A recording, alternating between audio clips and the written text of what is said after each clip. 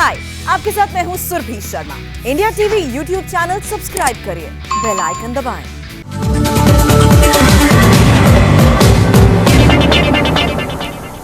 नमस्कार, मैं हूं पंकज भार्गव। इस वक्त वायरस से लड़ाई एकदम निर्णायक मोड़ पर है। अगले कुछ दिनों में हमें हर हाल में कोरोना के पीक को रोकना है और तीसरा वेव आए इससे पहले हमें पूरी तरह तैयार होना है। मार्च में जो गलतियां हुई वो गलती मई में नहीं हो सकती, इसलिए पूरा सिस्टम चुस्त दुरुस्त किया जा रहा है। प्रधानमंत्री 24 घंटे मॉनिटरिंग कर रहे हैं, लगातार मीटिंग्स हो रही हैं और देश के करीब 10 मंत्रालय पहली बार एक साथ जुड़कर काम कर रहे हैं। इसी का नतीजा दिख रहा है। हमारे रिपोर्टर्स ग्राउंड जीरो पर एयरपोर्ट से लेकर हॉस्पिटल तक यह पता कर रहे हैं कि जो बात दिल्ली से कही जा रही है, क्या वो बात सच में शहर शहर गांव गांव तक पहुंच पा रही है या नहीं। एयरपोर्ट से अगर ऑक्सीजन प्लांट उतारा गया तो क्या अस्पताल में लगा या नहीं। तो अब आप ग्राउंड रिपोर्ट के साथ पूरी मॉनिटरिंग की ये एक्सक्लूसिव रिपोर्ट देखिए। रात के अंधेरे में आप सो रहे थे, उस वक्त नीदरलैंड से 449 वेंटिलेटर्स, 100 ऑक्सीजन कंसंट्रेटर्स और दूसरी मेडिकल सप्लाई की पहली खेप की लैंडिंग भारत में हो रही थी। आने वाले दिनों में इसमें और तेजी आएगी।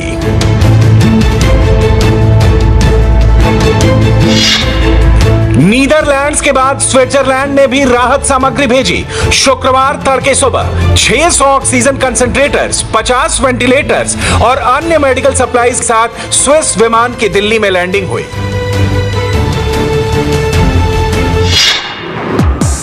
इंडियन एयरफोर्स भी नॉन स्टॉप एक्टिव है। बैंकॉक से पानागढ़ एयरबेस पर 4 क्रायोजेनिक कंटेनर्स की एक और खेप एयरलिफ्ट करके लाई गई।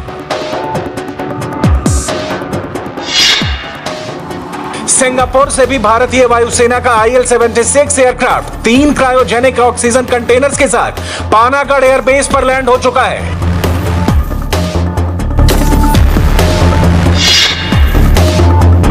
ये डेनमार्क से आई मदद की तस्वीरें हैं। 53 वेंटिलेटर्स भारत पहुंच चुके हैं। पोलैंड ने भी मदद भेजी है। 100 ऑक्सीजन कंसंट्रेटर्स का कंसाइनमेंट भारत में लैंड कर चुका है। तस्वीरें आपके सामने हैं। और भारत में पोलैंड के राजदूत ने आप सबके लिए हिंदी में एक मैसेज भी रिकॉर्ड किया है। नमस्कार, मेरा नाम आदम बुराकोव्स्की है और मैं भारत में पोलैंड का राजदूत हूँ। अभी भारत में हर जगह कोविड की नई लहर है, बहुत लोग बीमार हैं, इसलिए पोलैंड जल्दी से एक राहत सहायता भेज दिया, 100 ऑक्सीजन कंसंट्रेटर्स। आज दिल्ली हवाई अड्डा में एक राहत सहायता ले जाने वाला लोट पोलिश एयरलाइंस विमान उतारा है। भारत को मिल रहे अंतर्राष्ट्रीय सहयोग के बीच शुक्रवार को मोदी ने ऑस्ट्रेलिया के प्रधानमंत्री स्कॉट मॉरिसन से बात की और फिर मॉरिसन ने एक ट्वीट के जरिए उसका जवाब दिया। ऑस्ट्रेलियाई प्रधानमंत्री के ट्वीट में सबसे इंपॉर्टेंट बात आखिर की 3 लाइन में लिखी है। गौर से देखिए, मॉरिसन ने लिखा कि वो कभी ये नहीं भूल सकते कि किस तरह वैक्सीन एक्सपोर्ट करने के लिए भारत ने विशाल दिल दिखाया। मुश्किल वक्त में भारत ने दुनिया की मदद की, इसलिए आज दुनिया भारत के साथ खड़ी है। 00M ये जर्मन मिलिट्री ट्रांसपोर्ट प्लेन है और ये अभी भारत में अराइव, उसकी लैंडिंग जो है वो हो रही है।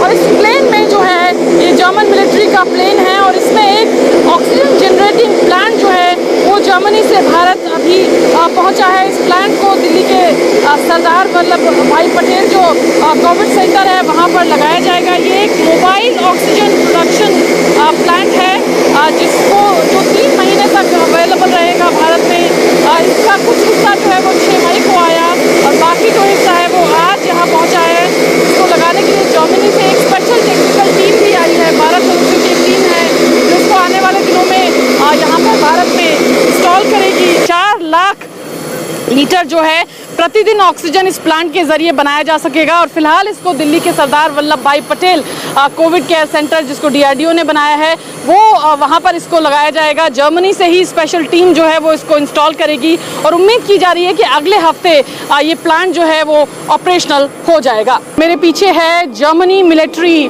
ट्रांसपोर्ट प्लेन और इस ट्रांसपोर्ट प्लेन में आज जो है एक मोबाइल ऑक्सीजन प्रोडक्शन प्लांट जो है वो भारत पहुंचा है। जर्मनी ने मुसीबत की इस घड़ी में भारत को ये ऑक्सीजन प्रोडक्शन प्लांट जो है वो दिया है। अगले 3 महीने तक ये प्लांट जो है ये भारत में रहेगा और इसको इंस्टॉल करने के लिए जर्मनी की तरफ से एक 12 लोगों की टीम आई है, जिसमें जर्मनी के जो तमाम स्पेशलिस्ट हैं, जो इस प्लांट को इंस्टॉल करने में स्पेशलिस्ट हैं, वो लोग रहेंगे। अगले कुछ दिनों में हमें जो यहाँ पर जर्मनी की टीम की द्वारा बताया गया कि अगले हफ्ते ये जो प्लांट है ये पूरी तरह से ऑपरेशनल हो जाएगा। तो काफ़ी हद तक ऑक्सीजन की कमी जो राजधानी दिल्ली में हमें देखने को मिली वो पूरी हो जाएगी। न सिर्फ अगर हम बात करें मेडिकल एड जो भारत को मिल रही है, दुनिया के तमाम मुल्कों से मेडिकल एड आने का सिलसिला जारी है। 15 से ज़्यादा मुल्क जो हैं अभी तक भारत को तमाम तरह की एड जो है वो भेज चुके हैं, चाहे फिर वो ऑक्सीजन प्रोडक्शन प्लांट्स हो, दवाइयाँ हो या फिर अन्य तरह की सामग्री हो जिसकी ज़रूरत है कोविड से लड़ाई लड़ने की में। और इससे पहले भारत ने भी अपनी वैक्सीन मैत्री के ज़रिए, वैक्सीनेशन मैत्री के ज़रिए तमाम मुल्कों तक वैक्सीन पहुँचाई थी, या जहाँ भी ज़रूरत थी वहाँ भारत की तरफ से भी मेडिकल एड जो है वो दूसरे मुल्कों को दी गई थी। और अब जब भारत को ज़रूरत है तो दूसरे मुल्कों से ये एड जो है, ये जो सामान है, ये आने का सिलसिला जारी है। मैम, लगातार सामग्री जो है वो विदेशों से आ रही है, आपके विभाग को भी 24 घंटे मुस्तैद रहना पड़ता होगा इसके लिए? देखिए, भारतीय सीमा शुल्क 24/7 ऑर्गेनाइजेशन है और कोविड से जो परिस्थितियाँ जनरेट हुई हैं उसमें कस्टम्स एक बहुत महत्वपूर्ण भूमिका निभा रहा है। हम ये इंश्योर कर रहे हैं, सुनिश्चित कर रहे हैं कि जो भी रिलीफ मटेरियल हमारे पास विभिन्न कंट्रीज से आ रहा है वो त्वरित गति से कस्टम्स क्लियरेंस हो जाए। आप देख रहे हैं ये आज बहुत महत्वपूर्ण कंसाइनमेंट आया है और हम पूरी तरह से प्रयास करते हैं कि कस्टम्स की तरफ से कहीं भी कोई डिले ना हो। हम लैंडिंग के अनलोडिंग होते ही तुरंत हम अपनी आउट ऑफ चार्ज दे देते हैं, तो कस्टम्स की प्रक्रिया समाप्त हो जाएगी जैसे ही यहाँ पर हम इसको अनलोडिंग समाप्त हो जाएगी। तो इंस्टॉलेशन की प्रक्रिया सरदार वल्लभ भाई पटेल कोविड केयर सेंटर पर पूरी कर ली जाएगी अगले चंद दिनों में। और जो डेप्यूटी एम्बेसडर हैं जर्मनी के, उन्होंने हमें बताया कि अगले हफ्ते तक वो उम्मीद करें कि ये प्लांट जो है वो पूरी तरह से चालू हो जाएगा। तो जो दिक्कतें ऑक्सीजन को लेकर के हमने देखी पिछले दिनों दिल्ली में, वो काफ़ी हद तक इस प्लांट के इंस्टॉल होने के बाद दूर हो जाएंगी। मगर भारत के भीतर क्या हो रहा है? मोदी से सवाल पूछे जा रहे हैं कि विदेशों से आ रही एड कहां जा रही है, कैसे जा रही है। तो सवाल पूछने वाले ऐसे लोग भारतीय वायुसेना के C-130 ट्रांसपोर्ट एयरक्राफ्ट की ये तस्वीरें देख ले। Covid air supply management cell non stop काम कर रहा है। पालम एयरबेस पर C-130 में जरूरी मेडिकल सप्लाई लोड करके देश के अलग अलग हिस्सों में भेजा जा रहा है और ये सब कुछ पूरे कोऑर्डिनेशन के साथ हो रहा है। What we do is we meet every morning virtually at a fixed time where we go over the details of all the logistics arrangements, what are the expected arrivals, what are the quantities, what are their technical specifications and what we need to do. जिनका representation coordination cell में है, that is a group of experts. उनका काम है कि जो भी technical specifications countries भेजते हैं कि हम इस प्रकार के वेंटिलेटर भेजेंगे, तो वो टेक्निकल स्पेसिफिकेशंस वो देखते हैं और वो कहते हैं कि हाँ ये भारत में उपयोग हो सकता है, इतने वोल्ट की इलेक्ट्रिसिटी है तो इसका ऐसे कन्वर्जन करना है इत्यादि, वो सब चीज़ें वो देखते हैं और वो थ्रेशोल्ड रिक्वायरमेंट्स भी प्रायोरिटाइज करते हैं और टेक्निकल स्पेसिफिकेशंस भी वो बताते हैं।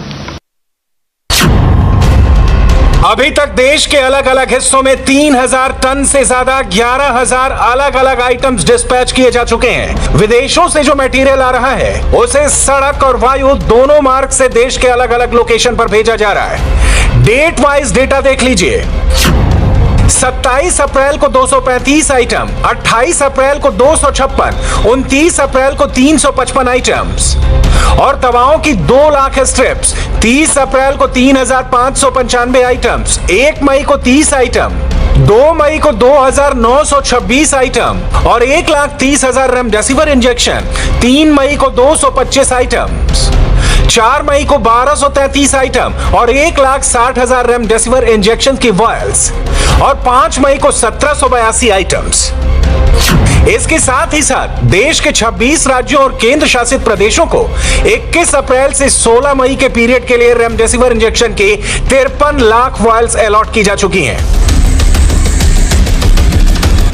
रेमडेसिविर इंजेक्शन की सप्लाई के लिए कूल करियर का इस्तेमाल हो रहा है। इसे 13 से 15 डिग्री सेंटीग्रेड पर एक जगह से दूसरी जगह डिलीवर किया जा रहा है। जरूरत के मुताबिक इसके लिए वायुमार्ग का इस्तेमाल भी हो रहा है। मगर ध्यान देने वाली बात यह है कि विदेशों से आई सप्लाई जब एक बार राज्यों को मिल जाती है तो फिर यह उनकी जिम्मेदारी भी है कि वो उन सप्लाईज को उस जगह उपलब्ध कराएं जहां उसकी सबसे ज्यादा जरूरत है। साथ ही साथ विदेशों से आई सप्लाई चेन की टेक्निकल एस्पेक्ट पर भी राज्यों को ही ध्यान देने की जरूरत है। इसलिए जो नेता सप्लाई चेन को लेकर तरह तरह की अफवाह फैला रहे हैं, आज उन्हें बहुत ध्यान से एडिशनल सेक्रेटरी हेल्थ आरती आहूजा की यह बात सुन लेनी चाहिए। It is their responsibility to ensure seamless transition from transporters to the receiving agency, because we give to the state. The state then can make its own assessment and say, I want to send this number of this equipment to this place because that is my assessment of my local situation and need. So they have to ensure this seamless transition. They have to also ensure that necessary arrangements are made, क्योंकि सामान आ गया तो उससे पहले जगह कहाँ पे वो रखा जाएगा, टेक्नीशियन कौन है जो उसको ऑपरेशनलाइज करेंगे वगैरह वगैरह, they have to keep that ready. कई चीज़ें होती हैं जैसे ऑक्सीजन जनरेशन प्लांट, जिसके लिए कि काफ़ी प्रेपरेटरी एक्टिविटीज़ करनी पड़ती हैं, तो उसके लिए भी इंस्टॉलेशन के लिए प्रेपरेटरी एक्टिविटीज़ वो करके रखें। और स्टेट्स जिन जिन इंस्टीट्यूशंस को फर्दर वो चीज़ें भेजें, they have to ensure and tell them that these are very precious national resources of other countries. So कभी 74 ventilator of one kind from some country, कभी oxygen cylinder 490 of one kind from another country, 250 of another kind from another country, तो इस प्रकार से आते हैं। So there is a need to reconcile the distribution logistics with the need to reach the materials as quickly as possible to the states. Oxygen की supply chain से लेकर oxygen plants लगाने तक मोदी का मैसेज क्लियर है। Execution में कोई चूक नहीं होनी चाहिए। इसके लिए युद्ध स्तर पर काम चल रहा है। 162 पीएसए प्लांट सैंक्शन हुए थे, जिसमें से 71 ऑलरेडी इंस्टॉल हो चुके हैं और मई खत्म होते होते 109 पीएसए प्लांट्स इंस्टॉल कर दिए जाएंगे। बाकी बचे पीएसए प्लांट्स जून अंत तक कंप्लीट हो जाएंगे। देश भर में इस तरह के 1594 पीएसए प्लांट्स एस्टैब्लिश किए जाने हैं। एक ऐसा ही प्लांट दिल्ली के एम्स और आरएमएल हॉस्पिटल में सिर्फ कुछ घंटों में बनकर तैयार भी हो गया और ऑपरेशनलाइज भी हो गया। स्वास्थ्य मंत्री शुक्रवार को खुद वहां पहुंचे और जो कुछ भी कहा वो सुन लीजिए, कुछ डाउट्स क्लियर हो जाएंगे। जिस प्रकार से पिछले साल अक्टूबर के महीने में हमने देश भर में भारत सरकार की ओर से 162 पीएसए प्लांट्स जो हैं इनको लगाने के लिए सारे देश को सपोर्ट करने की प्रक्रिया प्रारंभ की थी। उन 162 प्लांट्स में से भी लगभग 93 प्लांट्स जो हैं वो साइट पर डिलीवर हो चुके हैं। शायद 71 के करीब ऑलरेडी फंक्शनल हो गए हैं। 110 इस महीने के अंत तक फंक्शनल हो जाएंगे और इसी प्रकार के लगभग जैसा ये प्लांट आप यहाँ देख रहे हैं, अभी पहले 500 सैंक्शन हुए थे, उसके बाद 551 और यानी 1051 प्लांट जो पीएम केयर्स फंड के माध्यम से, जिनको डीआरडीओ, सीएसआईआर और हाइट्स ये सब मिलकर देश भर में स्थापित करेंगे, उसकी प्रक्रिया भी बहुत तेजी से प्रारंभ हो गई है। ये सब कुछ युद्ध स्तर पर हो रहा है। मोदी नौसेना प्रमुख से भी मिले, वायुसेना प्रमुख से भी मिले, सेना प्रमुख से भी मिले। उसका असर देखिए। एनडीआरएफ 4 ऑक्सीजन प्लांट्स लगा चुकी है। इंडियन नेवी और एयरफोर्स देश के अलग अलग हिस्सों में लगातार मेडिकल सप्लाई पहुंचा रही है। INS Kolkata 400 oxygen cylinders, 47 oxygen concentrators और 27 मीट्रिक टन के 2 ऑक्सीजन कंटेनर्स के साथ दोहा और कुवैत से निकल चुका है और 9 मई को भारत पहुंचने वाला है। आईएनएस कोच्चि 27 मीट्रिक टन के 3 oxygen containers, 800 oxygen cylinders, 3 oxygen concentrators के साथ कुवैत से निकल चुका है। 11 मई को भारत पहुंचने वाला है। इसके अलावा भारतीय नौसेना के 3 और युद्धपोत कुवैत, दोहा और सिंगापुर से 10 मई को विशाखापत्तनम, मुंबई और मुंद्रा के बंदरगाह पर पहुंचने वाले हैं। 7 मई 2021 तक भारतीय वायुसेना का C-17 एयरक्राफ्ट देश के भीतर 400 सॉर्टीज ले चुका है। 351 सॉर्टीज के दौरान 4,904 मीट्रिक टन के 252 ऑक्सीजन टैंकर से एयरलिफ्ट किए गए हैं और इस दौरान C-17 एयरक्राफ्ट ने देश के 22 शहरों को कवर किया है। एयरफोर्स ने अब तक 59 इंटरनेशनल सॉर्टीज भी की हैं और 1,233 मीट्रिक टन की कैपेसिटी वाले 72 क्रायोजेनिक ऑक्सीजन कंटेनर से एयरलिफ्ट किए गए हैं।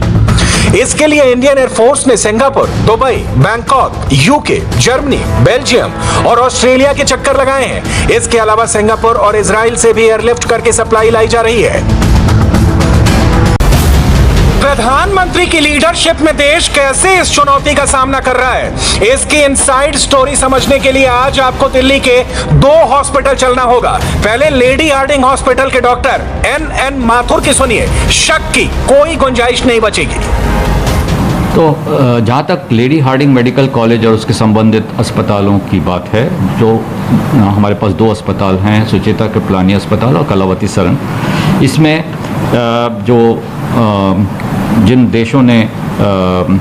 देशों के इक्विपमेंट हमारे पास पहुँचे हैं वो हैं Russia, United kingdom, Abu Dhabi, UAE, United states of America, France, United kingdom again, Ireland, Romania.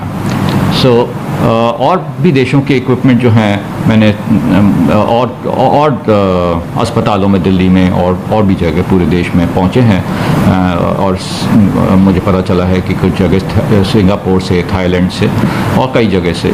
I would say fantastic and thank you very much. It is humanitarian collaboration beyond the borders. विदेशों से आई supply को लेकर मोदी विरोधी सवाल उठा रहे हैं, मगर तस्वीरें आपके सामने हैं। जो विदेशों से आया है वो सही जगह पर पहुंच रहा है। आपने एक डॉक्टर की बात सुनी, अब हॉस्पिटल में काम करने वालों की सुनिए। मैं जितने भी विदेशों में हमारी हेल्प करी है इस संकट के समय, मैं तहे दिल से उनको थैंक यू कहती हूँ, उनको धन्यवाद देती हूँ और अपने गवर्नमेंट को भी धन्यवाद करती हूँ कि उन्होंने इतना वहाँ से हमारे लिए इक्विपमेंट की प्रावधान उन्होंने जुटाया, जिसकी वजह से मरीजों को बहुत फ़ायदा हो रहा है। उसमें अगर हम देखें तो ये कंसंट्रेटर्स बहुत ज़्यादा मददगार साबित हो रहे हैं। जितनी भी एड आई है, वेंटिलेटर है, जैसे कि हमने कहा कि पहले मरीज़ हमारे 5 से 7 दिन में बाहर हो जाते थे, उनको ऑक्सीजन की ज़रूरत नहीं पड़ती थी या बाईपाप की ज़रूरत नहीं पड़ती थी। अब उनको 14 दिन 15 दिन बाईपाप की ज़रूरत पड़ रही है। तो उसमें जैसे जैसे नए मरीज़ आ रहे हैं तो जो वेंटिलेटर्स आए हैं, कंसंट्रेटर्स आए हैं, जो भी हमारे पास मदद आई है, मॉनिटर्स आए हैं, जैसे इस बार गंभीरता ज़्यादा है डिजीज़ की, तो इस सब में ये चीज़ें बहुत ज़्यादा मददगार साबित हो रही हैं। लेडी हार्डिंग के बाद सफदरजंग हॉस्पिटल की तस्वीरें भी देख लीजिए। हर बॉक्स पर विदेशी मदद के निशान। सप्लाई के बाद डिलीवरी का काम नॉन स्टॉप चल रहा है। देश के लोगों की जान बचाने के लिए मोदी हर संभव कोशिश कर रहे हैं। मोदी को इंटरनेशनल सपोर्ट भी मिल रहा है। देश के भीतर मोदी हर राज्य के CM के कांटेक्ट में है। शुक्रवार को मोदी ने 3 नंबर्स डायल किए। प्रधानमंत्री ने मणिपुर के मुख्यमंत्री को फोन लगाया, त्रिपुरा के CM से बात की, सिक्किम के मुख्यमंत्री को हॉटलाइन पर बुलाया। यह कोरोना पर मोदी के 3 राज्यों के CM के साथ हाई लेवल वीडियो कॉन्फ्रेंसिंग थी। कुछ घंटों पहले मोदी ने तेलंगाना, आंध्र प्रदेश, ओडिशा और झारखंड के मुख्यमंत्रियों से भी कोरोना से बिगड़ते हालात पर बात की थी। मगर झारखंड के CM ने मोदी के इंपॉर्टेंट फोन कॉल को सियासी रंग दे दिया। मुश्किल वक्त में ट्विटर पर कुछ ऐसा लिख दिया जिसकी उम्मीद किसी ने नहीं की थी। मोदी क्या काम कर रहे हैं ये देश देख रहा है। अभी आपने एग्जाम्पल के साथ सारे डिटेल्स भी देखे, मगर मोदी जिस टीम इंडिया की बदौलत कोरोना के खिलाफ युद्ध को जीतना चाहते हैं, उसी टीम के खिलाड़ी उनका साथ नहीं दे रहे। झारखंड के मुख्यमंत्री हेमंत सोरेन ने जिस तरीके से प्रधानमंत्री के फ़ोन करने पर और राज्य की जानकारी लेने पर टिप्पणी की है, सोशल मीडिया के माध्यम से उन्होंने जिस तरीके से ट्वीट किया है, दुर्भाग्यपूर्ण है। एक प्रधानमंत्री जब राज्य की जानकारी और कुशल क्षेम पूछते हैं और कैसे व्यवस्था की जा रही है, की जानी चाहिए, इस बात की जानकारी प्रधानमंत्री लेते हैं वैसे समय में मुख्यमंत्री का टिप्पणी इस तरीके से न केवल मुख्यमंत्री के पद को, मुख्यमंत्री के गरिमा को धूल धूसरित करता है, बल्कि उनका भी एक तरीके से इस बात का संकेत मिलता है कि वो किस तरीके से सोचते हैं। हेमंत सोरेन ने झारखंड में बैठकर सियासत के लिए जो समय चुना उसे सही नहीं कहा जा सकता। पूछने वाले यही पूछ रहे हैं कि क्या ये स्क्रिप्ट दिल्ली में लिखी जा रही है। ये सियासत सिर्फ हेमंत सोरेन की टाइमलाइन तक सीमित नहीं है, इसमें बहुत झोल है। मोदी विरोध की पटकथा कांग्रेस की टाइमलाइन पर भी लिखी जा रही है। कांग्रेस अध्यक्षा सोनिया गांधी चिट्ठी लिखती है। चिट्ठी के शुरुआती 2 पन्नों में मोदी को जमकर भला बुरा कहती है, मगर इसी चिट्ठी का आखिरी पन्ना देखिए जिसमें जिक्र होता है कि ये लड़ाई सरकार बनाम हमारी नहीं है, हमारी बनाम कोरोना है। मगर फिर अगले ही पल ट्विटर पर एक बार फिर नए सिरे से मोदी विरोधी एजेंडा चलाया जाता है। ये बात फैलाई जाती है कि कैसे मौजूदा सरकार में कोई लीडरशिप नहीं है, और इसके बाद कांग्रेस की टाइमलाइन पर जाने पर राहुल का यह संदेश मिलता है कि कोरोना के खिलाफ लड़ाई में कांग्रेस पार्टी मोदी सरकार के साथ खड़ी है। अब कौन सच कह रहा है, कौन झूठ कह रहा है, ये आप तय कीजिए, मगर इतना कंफर्म है कोरोना काल में मोदी को घेरने के लिए दिल्ली से लेकर महाराष्ट्र तक सिर्फ पॉलिटिक्स हो रही है। नवाब मलिक को सुन लीजिए, समझ जाएंगे। जिस तरह से पूरे देश में कोरोना के केसेस 4.25 लाख के करीब पहुंच गए हैं, राज्यों के बीच में तनाव बन रहा है, कोई ऑक्सीजन रुका रहा है, कोई ऑक्सीजन की मांग किसी की पूरी नहीं हो रही है, रेमडेसिविर को लेके वही परिस्थिति है। राज्यों में जो समन्वय होना चाहिए वो नहीं।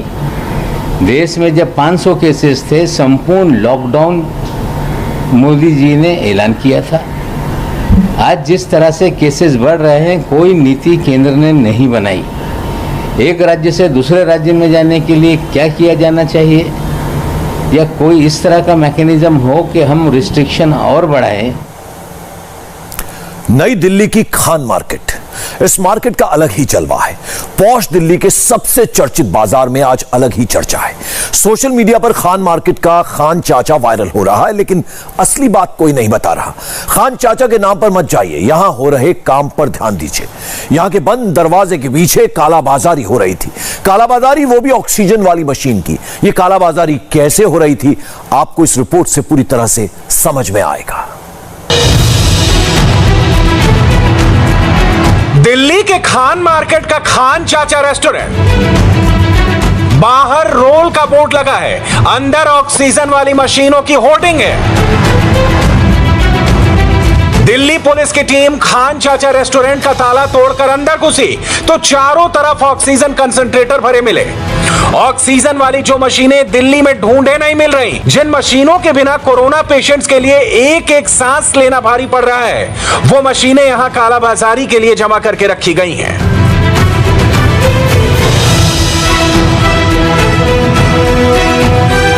अभी रुक जाओ, अभी गिनते हैं सारा। जो रेस्टोरेंट हो रहा है, ये तो होर्डिंग बना रखा है यहाँ तो।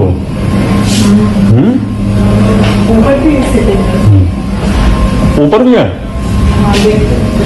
इन डिब्बों में जो ऑक्सीजन कंसंट्रेटर रखे हुए हैं, दिल्ली वाले अपनी जान बचाने के लिए इनको मुंह मांगी कीमत पर खरीदने को तैयार हैं। खान मार्केट गैंग इसी मजबूरी का फायदा उठा रहा है। इस गैंग के कुछ मेंबर पकड़े गए हैं, कुछ मेंबर अभी फरार हैं, जिनकी तलाश चल रही है। खान चाचा खाओ, बाकी सब भूल जाओ। खान चाचा रेस्टोरेंट के अंदर यह स्लोगन लिखा है, दिल्ली में कोरोना कर्फ्यू है, रेस्टोरेंट बंद है, लेकिन अंदर दूसरा कारोबार धड़ाधड़ चल रहा है। इंडिया टीवी रिपोर्टर अभय पराशर खान मार्केट में ठीक उसी जगह पहुंचे जहां से पुलिस ने 96 ऑक्सीजन कंसंट्रेटर बरामद किए। फिलहाल आप ये तस्वीर देख सकते हैं, यहाँ पर पुलिस ने अभी छापेमारी की है। ये खान मार्केट के अंदर खान चाचा नाम का एक रेस्टोरेंट है, जो कि काफी ज्यादा फेमस रेस्टोरेंट पूरी नई दिल्ली इलाके के अंदर माना जाता है। यहाँ पर पुलिस को ये जानकारी मिली कि 419 ऑक्सीजन कॉन्सेंट्रेटर की जब पुलिस जांच कर रही थी तो जो मैनेजर था हितेश, उससे जब पुलिस ने पूछताछ की तो पुलिस की टीम सबसे पहले रात को पहुंची टाउन हॉल, जो कि इसी इलाके के अंदर रेस्टोरेंट है, वहां से 9 ऑक्सीजन कॉन्सेंट्रेटर बरामद किए। और उसके बाद पुलिस ने अलग अलग मार्केट जो है और रेस्टोरेंट जो है खान मार्केट के, यहां पर हितेश को लेकर पुलिस की टीम आज सुबह से लगातार जा रही है। उसके बाद पुलिस को पता चला कि ये जो खान चाचा रेस्टोरेंट है, यहां पर पुलिस हितेश को लेकर आई और उसकी निशानदेही पर ऊपर एक गोदाम यहां पर बनाया हुआ था, जिसमें से 96 यानी कि 96 ऑक्सीजन कॉन्सेंट्रेटर जो है वो पुलिस ने बरामद किए। ऑक्सीजन वाली मशीनों की ब्लैक मार्केटिंग खत्म करने के लिए दिल्ली पुलिस ताबड़तोड़ एक्शन कर रही है। खान मार्केट के खान चाचा रेस्टोरेंट के बगल में ही टाउन हॉल रेस्टोरेंट में भी छापा मारा गया तो वहां से 9 ऑक्सीजन कंसंट्रेटर मिले। खान चाचा रेस्टोरेंट और टाउन हॉल रेस्टोरेंट का मालिक एक ही आदमी है, जिसका नाम है नवनीत कालरा।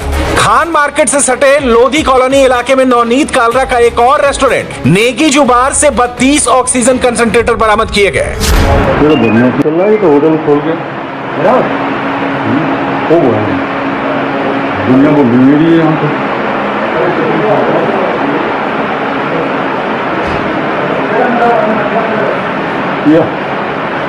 आदमी को बुला ले।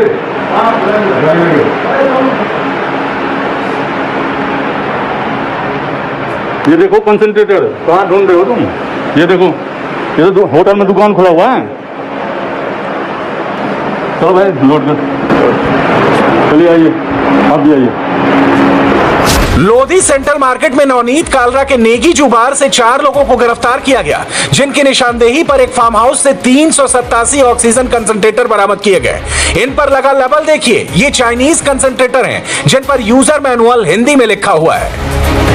यानी एक गैंग से 524 ऑक्सीजन कंसंट्रेटर बरामद किए गए। दिल्ली में ऐसे कितने गैंग एक्टिव हैं?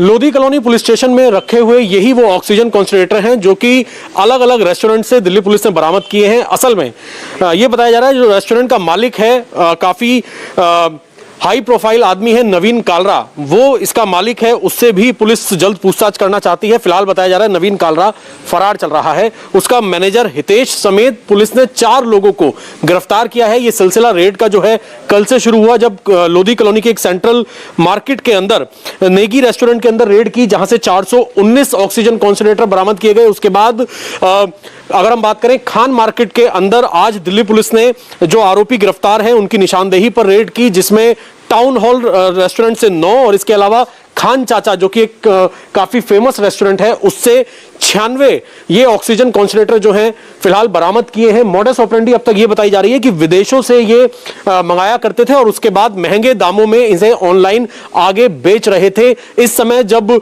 लोगों को ऑक्सीजन की बहुत ज्यादा जरूरत है, उस समय भी ये लोग इस तरीके का मुनाफा कमाने की कोशिश में जुटे थे। फिलहाल पुलिस लगातार रेड कर रही है अलग अलग मार्केट में गिरफ्तार आरोपियों की निशानदेही पर, और सूत्र ये बता रहे हैं कि बहुत जल्द पुलिस इनके मालिकों तक भी पहुंच सकती है। पुलिस ने लोधी कॉलोनी से 4 लोगों को गिरफ्तार किया। उन्हीं में से एक है हितेश, जो नवनीत कालरा के रेस्टोरेंट का मैनेजर है। हितेश की निशानदेही पर ही दिल्ली पुलिस ने खान मार्केट में छापा मारा। इंडिया टीवी का कैमरा देखकर भाग रहा यही व्यक्ति हितेश है, जिसे ऑक्सीजन कंसंट्रेटर के धंधे की सारी जानकारी है। खान मार्केट में पुलिस की टीम आरोपी को लेकर इस वक्त यहां पर पहुंची है। आरोपी की निशानदेही पर लगातार जांच की जा रही है। हम आपको बता दें कि खान मार्केट से ही देर रात टाउन हॉल रेस्टोरेंट से 9 ऑक्सीजन कंसंट्रेटर बरामद हुए थे। फिलहाल आप देख सकते हैं ये वो पुलिस की टीम है जिन्होंने हितेश आप कहां से खरीदते थे ये ऑक्सीजन कंसंट्रेटर? कहां से खरीदते थे आप? देखिए आपकी मॉडस ऑपरेंडी क्या थी? लोगों को यहाँ ऑक्सीजन नहीं मिल रहा है, देखिए पुलिस की टीम जो है आरोपी हितेश जो है, जो कि एक रेस्टोरेंट चलाता है, उसे लेकर फिलहाल खान मार्केट में पहुंची है और इसकी निशानदेही पर देर रात भी टाउन हॉल रेस्टोरेंट के अंदर रेड की गई। अब आपको बताते हैं कि खान मार्केट गैंग कैसे ऑपरेट होता था, ऑक्सीजन कंसंट्रेटर का धंधा कैसे चलता था और सांसों वाली मशीन पर कितना मुनाफा कमाया जा रहा था। आपको यह भी बताएंगे ऑक्सीजन कंसंट्रेटर की होर्डिंग तो किसी लो प्रोफाइल जगह पर भी की जा सकती थी, लेकिन खान मार्केट गैंग ने होर्डिंग के लिए हाई प्रोफाइल मार्केट के हाई प्रोफाइल रेस्टोरेंट को ही क्यों चुना? खान मार्केट गैंग ने चाइना से ऑक्सीजन कंसंट्रेटर मंगाने की शुरुआत पिछले साल अक्टूबर नवंबर से ही कर दी थी। इस साल फरवरी में जब कोरोना की दूसरी लहर की आहट हुई तो इस गैंग ने इंपोर्ट बढ़ा दिया। 5 लीटर और 9 लीटर के ऑक्सीजन कंसंट्रेटर इंपोर्ट किए गए। चाइना से 16,000 से 22,000 में ऑक्सीजन कंसंट्रेटर मंगाए गए। दिल्ली में डिमांड बढ़ने पर इनको 60 से 75,000 रुपए में बेचा गया। 16,000 में इंपोर्ट किया, 60,000 रुपए में बेचा। 22,000 में इंपोर्ट मशीन को 70 से 75,000 रुपए में बेचा। जरा सोचिए, खान मार्केट गैंग ने ऑक्सीजन वाली मशीनों पर 3 गुना मुनाफा कमाया। ब्लैक मार्केटिंग के लिए दिल्ली वालों को एक एक सांस के लिए तड़पाया। गैंग के 4 मेंबर्स की गिरफ्तारी होने पर नवनीत कालरा ने अपना फोन स्विच ऑफ कर लिया है। दिल्ली पुलिस नवनीत कालरा की तलाश कर रही है। और अभी अभी मुंबई से कोरोना का ताजा डाटा आया है, डिटेल के साथ आपको बताएंगे उद्धव सरकार ने आज क्या बड़ा फैसला किया है, ब्रेक के बाद।